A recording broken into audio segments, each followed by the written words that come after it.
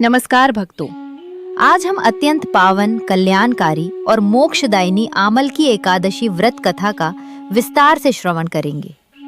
कथा प्रारंभ करने से पहले आप सभी से विनम्र निवेदन है कि वीडियो को लाइक करें, चैनल को सब्सक्राइब करें और इस दिव्य कथा को अधिक से अधिक लोगों तक पहुंचाने के लिए शेयर अवश्य करें। आपका एक लाइक और सब्सक्राइब सनातन धर्म के प्रचार प्रसार में अमूल्य योगदान है। साथ ही कमेंट में श्रद्धा से ओम नमो भगवते वासुदेवाय अवश्य लिखें। भक्तों, सनातन धर्म में व्रत केवल उपवास नहीं है, बल्कि आत्मशुद्धि, इंद्रिय निग्रह और ईश्वर के प्रति पूर्ण समर्पण का मार्ग है। शास्त्रों में स्पष्ट कहा गया है कि किसी भी व्रत का पूर्ण फल तभी प्राप्त होता है जब उसकी कथा श्रद्धा, विश्वास और एकाग्र चित्त से सुनी जाए। कथा हमें व्रत का महत्व समझाती है, हमें धर्म के मार्ग पर दृढ़ करती है और हमारे भीतर भक्ति का दीप प्रज्वलित करती है। जब हम कथा सुनते हैं तब केवल कान नहीं सुनते, बल्कि आत्मा उस दिव्य संदेश को ग्रहण करती है। इसलिए आज हम पूर्ण श्रद्धा, शांत मन और भक्ति भाव से आमल की एकादशी की विस्तृत कथा का श्रवण करेंगे। फाल्गुन मास के शुक्ल पक्ष की एकादशी को आमल की एकादशी कहा जाता है। आमल की अर्थात आंवला। सनातन धर्म के ग्रंथों में वर्णित है कि आंवले के वृक्ष में भगवान श्री हरि विष्णु का दिव्य निवास होता है। यह वृक्ष केवल औषधीय ही नहीं, बल्कि आध्यात्मिक दृष्टि से भी अत्यंत पवित्र माना गया है। ऐसा कहा गया है कि इस दिन आंवले के वृक्ष की पूजा करने से सहस्र यज्ञों के समान पुण्य प्राप्त होता है और मनुष्य के समस्त पाप नष्ट हो जाते हैं।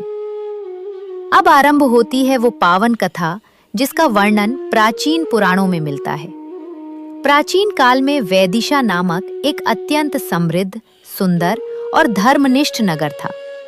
उस नगर में वेदों का अध्ययन होता था, यज्ञ हवन होते थे, ब्राह्मण धर्माचरण करते थे और प्रजा सत्य एवं सदाचार का पालन करती थी। उस नगर के राजा अत्यंत पराक्रमी, न्यायप्रिय और भगवान श्री हरि विष्णु के अनन्य भक्त थे। वे न केवल स्वयं धर्म का पालन करते थे, बल्कि अपनी प्रजा को भी धर्म मार्ग पर चलने के लिए प्रेरित करते थे।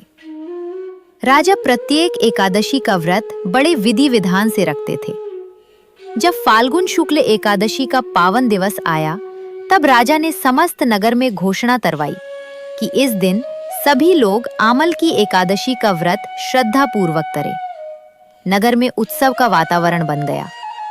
एकादशी के दिन प्रातःकाल सभी लोग पवित्र नदी में स्नान करके स्वच्छ और सात्विक वस्त्र धारण कर भगवान विष्णु का ध्यान करते हुए नगर के बाहर स्थित एक विशाल और प्राचीन आंवले के वृक्ष के पास एकत्र हुए। वह वृक्ष अत्यंत विशाल और दिव्य प्रतीत होता था। उसके नीचे वेदी बनाई गई, भगवान विष्णु की सुंदर प्रतिमा स्थापित की गई, धूप दीप प्रज्वलित किए गए और वैदिक मंत्रों का उच्चारण होने लगा।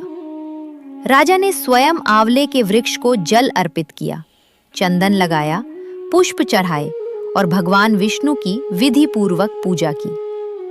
समस्त प्रजा ने भी भक्ति भाव से पूजन किया। दिन भर सभी ने उपवास रखा, किसी ने फलाहार किया तो किसी ने निर्जल व्रत रखा। वातावरण में भक्ति और शांति का संचार था। रात्रि के समय भजन कीर्तन प्रारंभ हुआ। मृदंग और झांझ की ध्वनि के साथ हरि नाम का संकीर्तन होने लगा।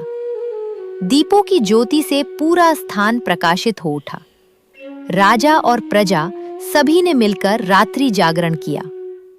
उसी समय एक शिकारी जो वन में पशु पक्षियों का शिकार करके अपना जीवन यापन करता था, भोजन की तलाश में उस स्थान पर पहुंचा। वो अत्यंत थका हुआ, भूखा और प्यासा था। उसने जब वहां भजन कीर्तन और पूजा का दृश्य देखा तो वो चुपचाप एक कोने में बैठ गया। उस दिन उसे भोजन प्राप्त नहीं हुआ, इसलिए अनजाने में ही उसका उपवास हो गया। पूरी रात वो वहीं बैठा भगवान का नाम सुनता रहा। उसके हृदय में धीरे धीरे एक अद्भुत शांति का अनुभव होने लगा। वो समझ नहीं पा रहा था कि उसके भीतर ये परिवर्तन कैसे आ रहा है।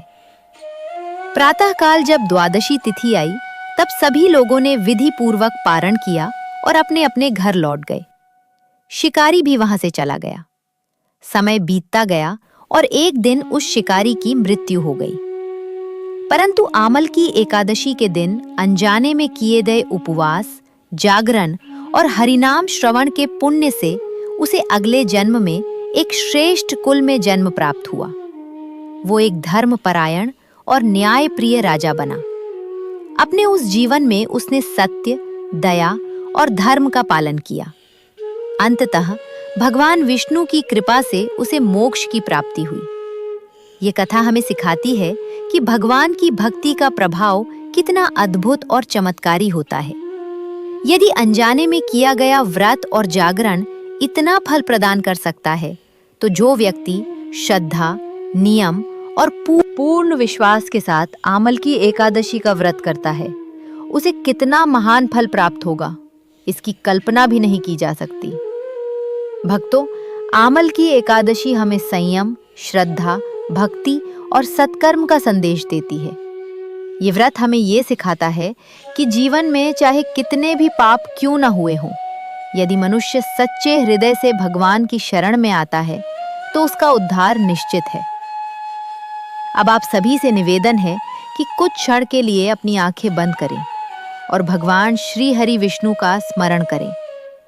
मन ही मन प्रार्थना करें, हे प्रभु, हमें धर्म मार्ग पर चलने की शक्ति दे, हमारे पापों का नाश करे और हमें भक्ति प्रदान करे।